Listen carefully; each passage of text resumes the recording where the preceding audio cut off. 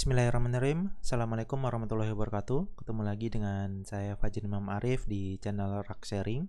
Kali ini kita akan membahas salah satu distro Linux, yaitu Sparky Linux, di mana Sparky Linux ini adalah salah satu Linux yang dibangun dari based on Debian.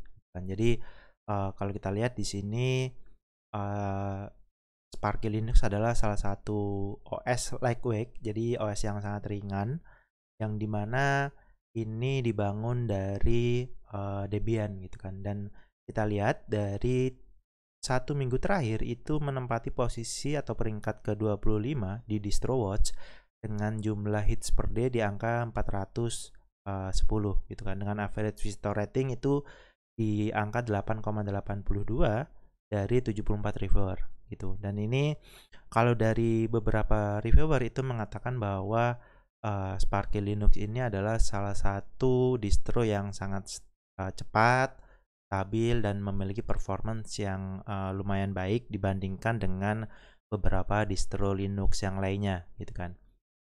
Oke.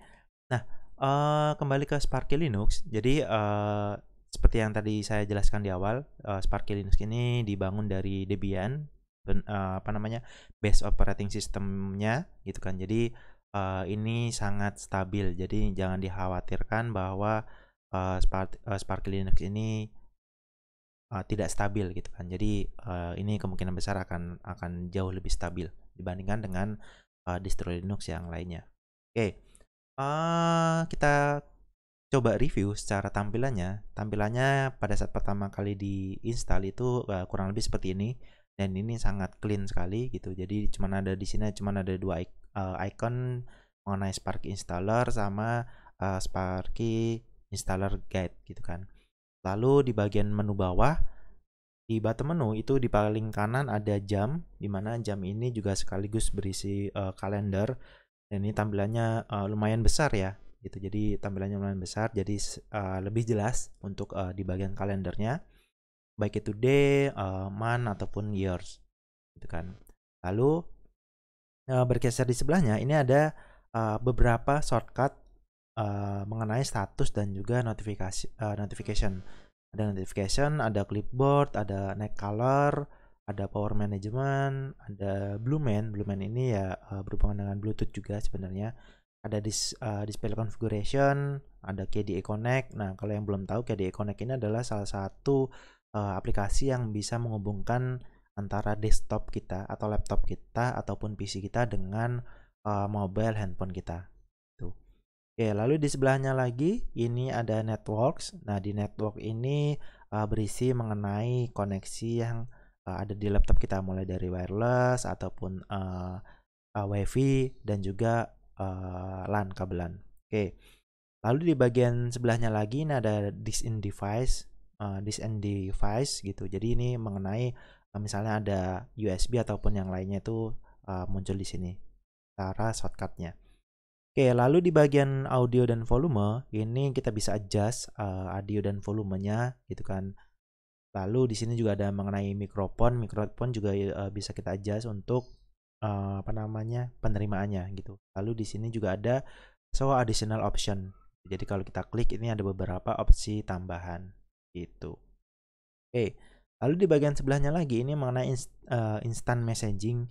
Ini perlu kita configure dulu gitu. Jadi ini kita abaikan terlebih dahulu. Oke, lalu di bagian menu utama atau di start menu atau di application menu ini ada beberapa kategori menu ataupun reason application gitu kan. Lalu kita beralih ke development. Di bagian development itu ada icon browser, ada cat editor gitu kan. Jadi kalau kita buka cat editornya kurang lebih seperti ini. Jadi ini salah satu editor yang sangat ringan juga yang sudah built-in dari Sparky. Gitu. Ini sangat membantu sekali ya. Tapi sebenarnya kalau untuk fase development biasanya atau untuk programming itu saya lebih menyarankan menggunakan Visual Studio Code. Itu lebih enak lagi ya. Oke. Lalu di bagian grafik itu ada GWenView. Ini lebih ke untuk view dokumen itu bisa di view di GWenView ini gitu. Lalu ada juga mengenai LibreOffice Draw sama Okular dan juga Skynet. Jadi ini lumayan lengkap juga. Lalu di bagian internet ada browsernya itu menggunakan Firefox. Tadi di awal juga sudah kita buka sebenarnya Firefox, ada IM Connect, ada KDE Connect. Ini juga tadi kita sempat bahas sedikit mengenai KDE Connect itu digunakan untuk terkoneksi dengan handphone kita supaya notifikasi dan juga transfer file itu lebih mudah. Oke, lalu ada beberapa aplikasi tambahan bawaan seperti Conqueror, ada Conversation dan lain-lain itu juga tersedia. Terutama untuk yang Thunderbird itu juga tersedia ini untuk Mail Client Manager. Oke, lalu di bagian multimedia ada Elisa, ada K3B, ada Kemoso sama VLC itu juga sudah terinstall. Jadi kalau yang Kemoso itu lebih ke untuk take picture ataupun rekam video tuh. Oke, terus ke bagian Office. Nah, di bagian Office ini sudah terinstall LibreOffice dan ini sudah siap pakai untuk kegiatan sehari-hari ya, misalnya untuk mengerjakan tugas teman-teman, tugas kuliah, tugas sekolah ataupun pekerjaan-pekerjaan dari kantor. Itu sudah tersedia LibreOffice dan ini sangat membantu ya untuk daily use. Oke. Lalu di sini ada Science and Math, itu ada dari LibreOffice juga. Nah, ada juga setting. Nah, setting ini juga ada beberapa setting mulai dari firewall, ada Bluetooth Manager, ada printer setting dan lain-lain itu sudah tersedia di sini. Oke, lalu di bagian sistem. Nah, di bagian sistem ini lumayan banyak aplikasinya. Mulai dari About Sparky, terus ada juga Dolphin. Dolphin ini adalah file manager yang digunakan gitu kan. Jadi namanya adalah Dolphin. Nah, ini kurang lebih tampilannya seperti ini dan ini sangat sederhana sekali seperti OS Linux pada umumnya. Oke, lalu ada juga konsol. Nah, ini yang menarik di sini konsolnya itu sudah kaya akan fitur ya. Sebagai contoh misalnya kita lihat di sini itu kita bisa melakukan split view, baik itu split view left and right ataupun split view top and bottom. Nah, ini sangat membantu sekali ya buat teman-teman developer ataupun teman-teman engineer yang terbiasa menggunakan beberapa terminal. Itu akan lebih mudah ketika kita mantaunya dalam satu Windows. Sebenarnya bisa juga menggunakan new tab ya. Jadi kalau misalnya new tab itu akan beda tabnya. Jadi ada beberapa tab seperti ini. Sebagai contoh di bagian bawah ini, kita coba close ya. Nah, ini saya membuka 2 tab. Nah, ini bisa juga. Namun saya lebih nyaman ketika memantau beberapa terminal dalam satu Windows seperti ini ya. Gitu. Oke. Lalu kembali lagi ke bagian sistem. Di bagian sistem ini juga ada beberapa menu editor, ada printer setting, ada Spark installer, ada sistem info, sistem monitor. Ini juga digunakan untuk melihat kondisi laptop ataupun PC kita saat ini, mulai dari memori, disk sampai dengan CPU. Jadi ini lebih mudah untuk memantau kondisi dari hardware kita. Oke. Lalu di bagian utility itu ada beberapa aplikasi tambahan mulai dari emoji selector, Kate, ada key call ini untuk yang kalkulatornya dan ini juga kalkulatornya juga lumayan lengkap juga.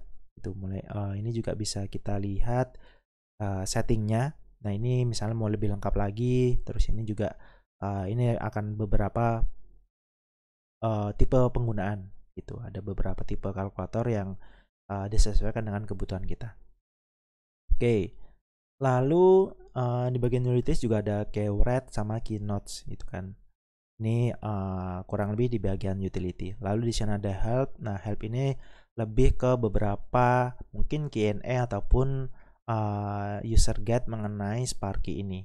Gitu. Jadi apa itu Sparky dan lain-lain, itu apa itu KDE dan lain-lain itu ada di sini di help center ya. Oke, lalu di bagian bawah itu ada power and session. Ini mulai dari log, logout, switch user, sleep, restart dan juga shutdown. Itu ada di bagian paling bawah.